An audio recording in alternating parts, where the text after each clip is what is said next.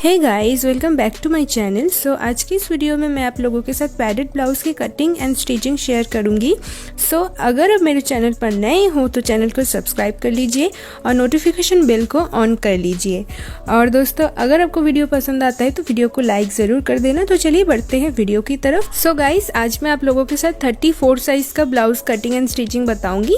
तो 34 साइज़ का ब्लाउज़ बनाना है तो इसलिए मैंने यहाँ पे 34 साइज़ का कफ लिया है। तो अब जिस साइज़ का अपना ब्लाउज़ बनाएंगे आपको उसी साइज़ का अपना कफ लेना है, यानी कि अपना पैड लेना है। तो सबसे पहले चलिए हम यहाँ पे कटिंग कर लेते हैं। तो कटिंग करने से पहले आपको मैं बता दूं कि मैं सिर्फ और सिर्फ फ्रंट पार्ट की कटिंग एंड स्टिचिंग बताऊंगी। तो कटिंग करने के लिए सबसे पहले मैंने अस्तर ले लिया है। अस्तर मैंने 1 मीटर लिया है। तो कपड़े को मैंने डबल फोल्ड करके रखा है, ये देखिए इस तरीके से। अब यहाँ से मैं नीचे से लाइन ड्रॉ कर लूँगी।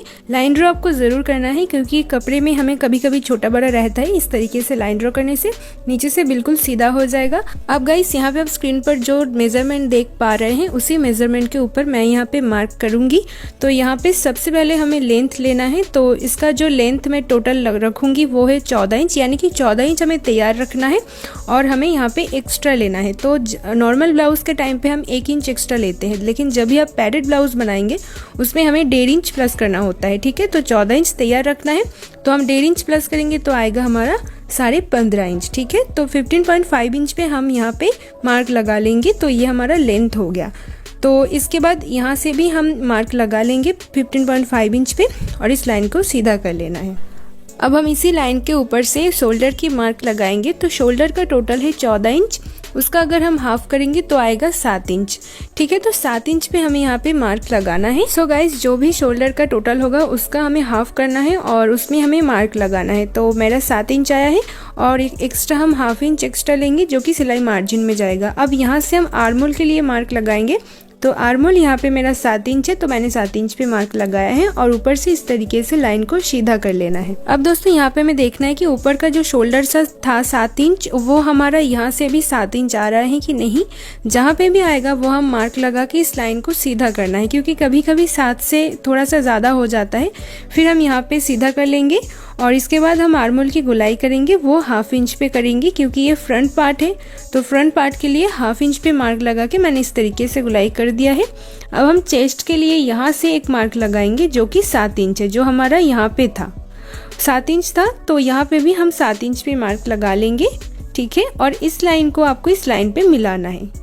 ये जगह को चाहे तो आप स्किप भी कर सकते हैं, इस लाइन को ना भी मिला सकते हैं। आप लोग अच्छे से समझ सके इसलिए मैंने इस लाइन को ड्रॉ किया है। अब चलिए हम बढ़ते हैं अपने चेस्ट की तरफ। तो चेस्ट का टोटल जो भी होगा उसके हमें चौथा भाग निकालना है, यानी कि हमारा यहाँ पे चेस्ट है 40 इंच, उसको हमें 4 से डिवाइडेड कर देना है। तो मेरा आया है 10 इंच।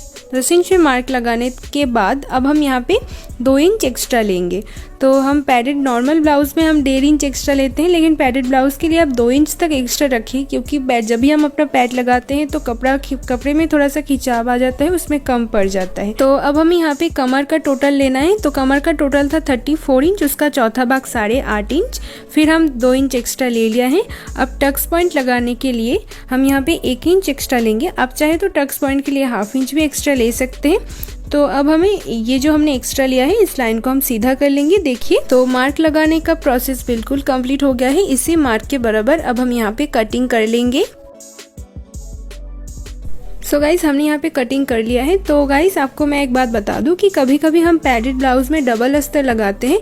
तो डबल अस्तर क्यों लगाते हैं और कैसे वो हम लगाएं, उसके लिए मैंने एक वीडियो ऑलरेडी दिया हुआ है। सो वीडियो मैंने ऊपर आई बटन में दिया है, वहाँ से आप देख सकते हैं, या फिर आप चाहे तो डिस्क्रिप्शन में मैंने लिंक दिया हुआ है, वहाँ से आप जाके ज़रूर देखिए। तो यहाँ पे मैं डबल अस्तर नहीं लगाऊंगी। तो ये जो हमारा मैन फैब्रिक है इसको मैंने डबल फोल्ड करके रखा है। दोस्तों, यहाँ पे आप देखिए मैंने गलती से सीधे साइड में फोल्ड कर लिया है। तो ये गलती आप कभी मत करना। सीधे साइड में आप अपने ब्लाउज को कटिंग ना करें, क्योंकि इसमें हम कभी कभी मार्क लगाते हैं, वो चौक के मार्क नहीं उठता है। तो यहाँ पे आप ज़रूर कपड़े को उल्टे साइड में फोल्ड कीजिए। देखिए, इस तरीके से उल्टे साइड में आप इसको डबल फोल्ड में रखिए और फिर अस्तर को आप इसके ऊपर रख के कटिंग कीजिए। देखिए, मैंने डबल फोल्ड करके रखा है। इसके बाद इसके ऊपर मैं अस्तर को रख लूँगी इस तरीके से।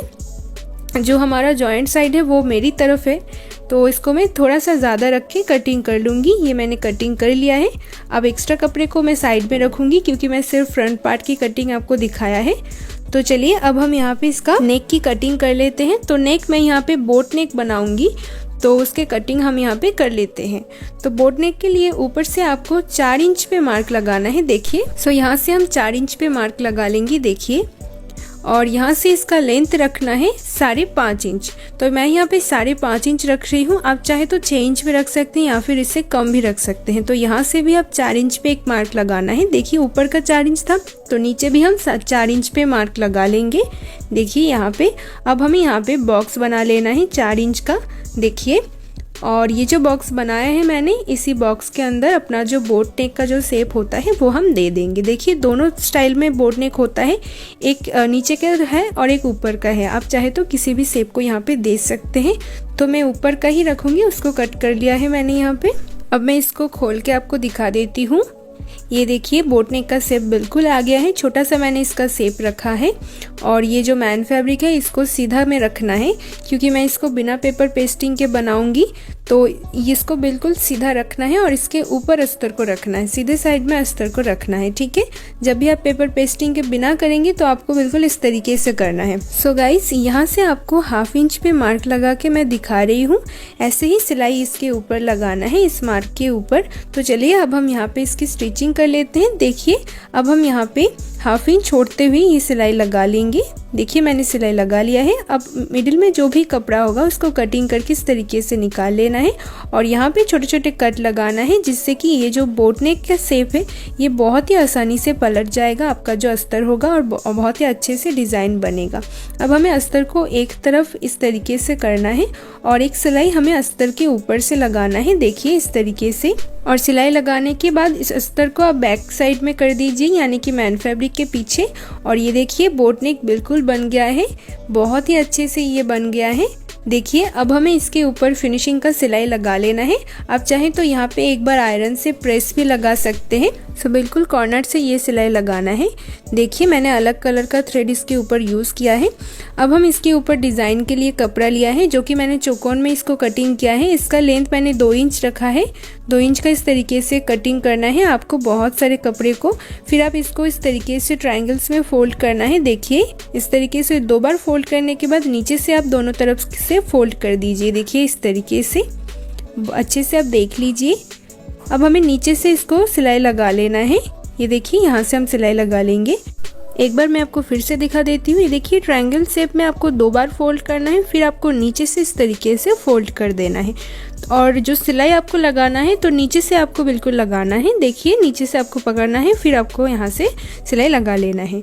तो इसी तरीके से आपको जितना भी कपड़ा आप कटिंग करेंगे सब में इसको बना लेना है। देखिए, तो मैंने यहाँ पे बना लिया है। अब हमें इसको कट करके अलग अलग कर लेना है और नीचे से अगर आपका बहुत ज़्यादा एक्स्ट्रा होगा तो आप कटिंग कर लेना है फिनिशिंग से। ये देखिए, तो इसी तरीके से हमें सारे को बना लेना है। तो मैंने बना लिया है। अब हम इसके ऊपर लगा लेंगे। देखिए, बिल्कुल इस तरीके से आपको लगाना है। ऊपर से आपको 1/2 इंच छोड़ देना है शोल्डर ज्वाइन करने के लिए और बिल्कुल इस तरीके से लगाना है। तो दोनों का अंदर जो गैप होगा वो बिल्कुल भी नहीं रखना है, कुछ भी गैप। बिल्कुल आपको एक के बाद एक बिल्कुल पास में ही लगाना है जिससे कि बहुत ही ज़्यादा खूबसूरत लगेगी। ये देखिए, बिल्कुल इस तरीके से आपको इसके अंदर इसी तरीके से लगाते जाना है। पूरे ही नेक पे आपको लगा लेना है इस तरीके से।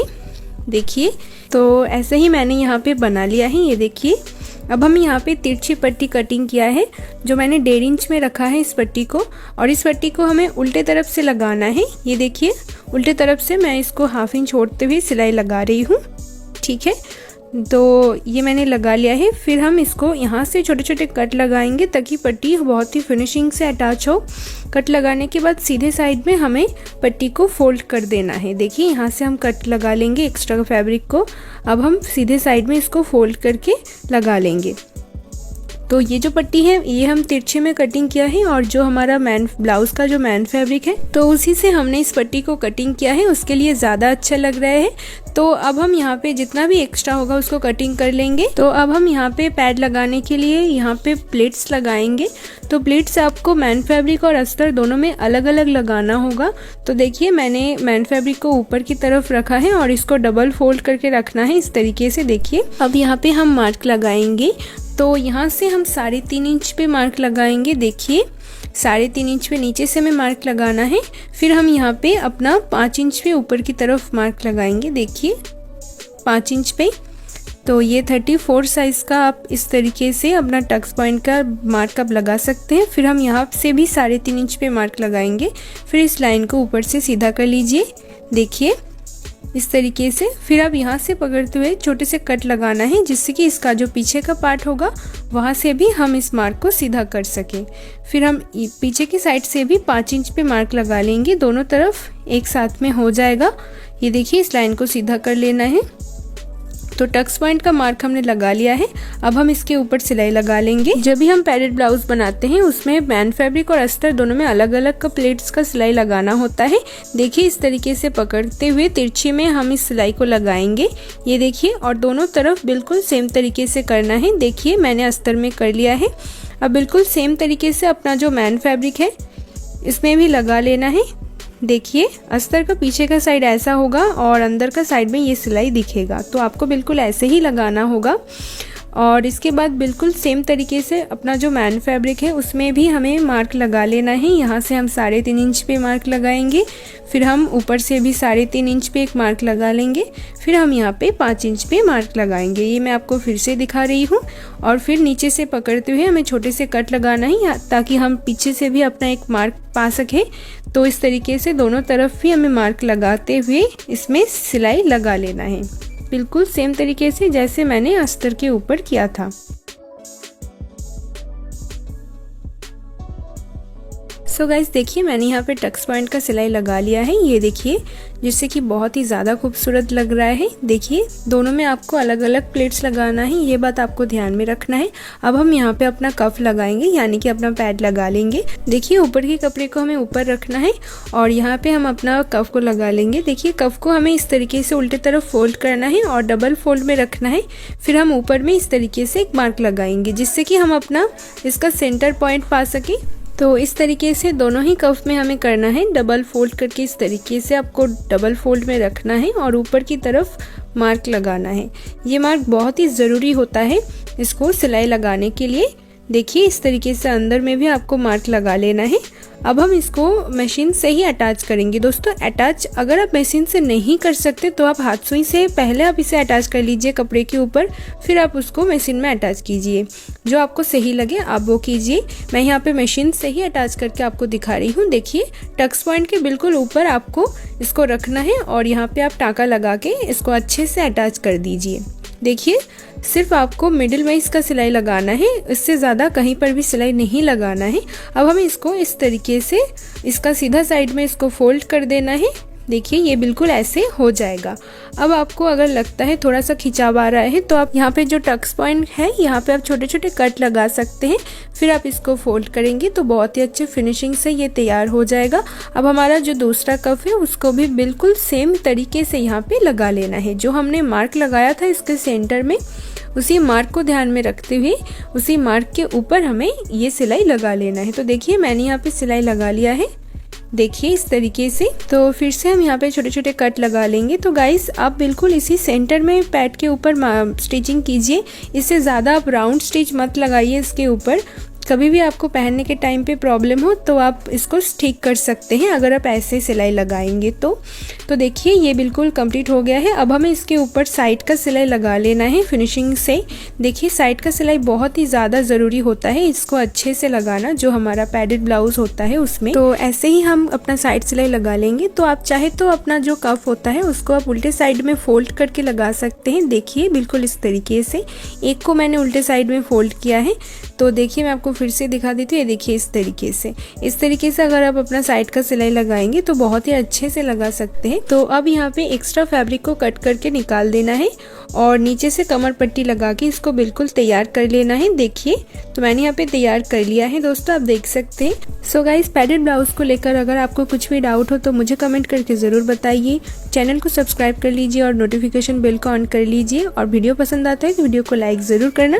धन्यवाद।